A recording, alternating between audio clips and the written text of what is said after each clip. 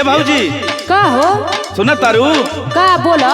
अरे हई घाम हो गयल गांव का मेहरारू कुल गेहूं काटे गईली तू सुतल रहबू का कहल चाहत रतन की बोलत। अरे गेहूं काटे चले के बा। अच्छा हई देख हमार भतार बाहर ले कमा कमा भेजत त ठूसा तरफ जा बैठ के आ कह तर कटनी करे के। अरे दादा हो दादा अब तो घर चल भइल निकल के अब गेहूं ना कटबू। हम ना कटे जाइबो। अरे दादा हो दादा तब सुना का बोला।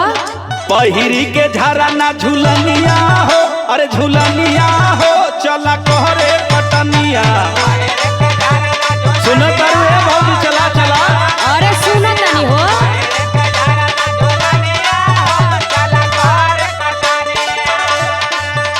हमारो बतिया सुनबा। सुनावा घरवा के हई बहुरनिया हो बहुरनिया हो हमसे होई ना कटनिया।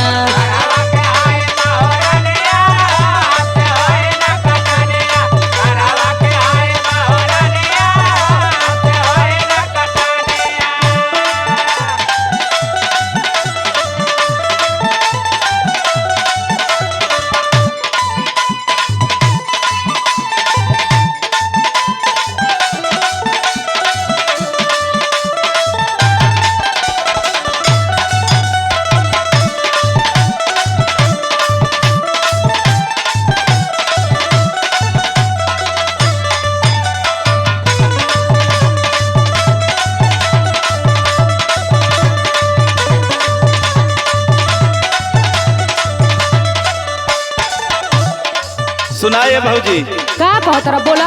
अरे भैया कमाता रह हाँ त का करबू घर कुल कोड़ देबू। तो का करो तू कहबो हमके कटनी करे के। भैया के कमाई का नाच कर तारू। हाँ तो का करबो। सुना सुना का बोला। अरे करबू ना काम बोला खइबू कैसे कैसे खइबू कहाँ से आई। हम कैसहू खाई तारा से का मतलब बा हो। तोहर मन मानी अब चली ना ऐसे मनमानी ना चली तोहार। का कर लेबो। अरे करबू ना काम बोला खइबू कैसे तोहर मन मानी अब चली ना ऐसे।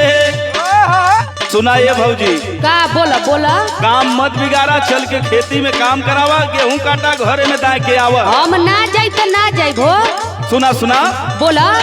घरवा में करा ना फुटनिया हो अरे फुटनिया हो चला कहरे कटनिया।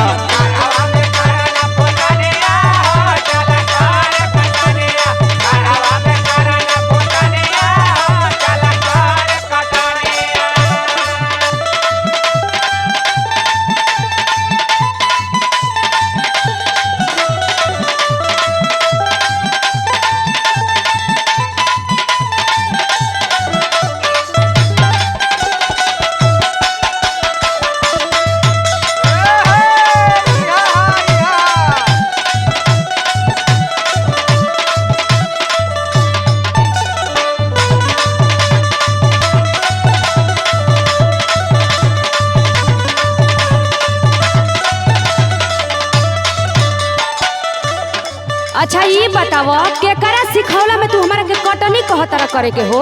अरे केहू के सिखौला से ना भौजी घर का कुल सदस्य काम करिए तो जल्दी बेगन काम हो जाई ना। अच्छा तो तोहर हम कटनी करे आइल बानी का।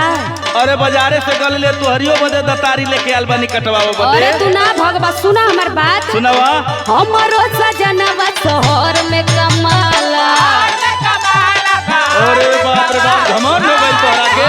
का बुझत रहो। घरवा में बैठ के ठुसी ठुसी खाला। अरे दादा हो दादा ई बोलियो बोलता नहीं अब। हाँ कहाँ से आवत त खात रहो। हमरो सजनवा शहर में कमाला घरवा में बैठ के ठुसी ठुसी खाला। विवेक पर मत कर तू खटनिया हो खटनिया हो हमसे होई ना कटनिया।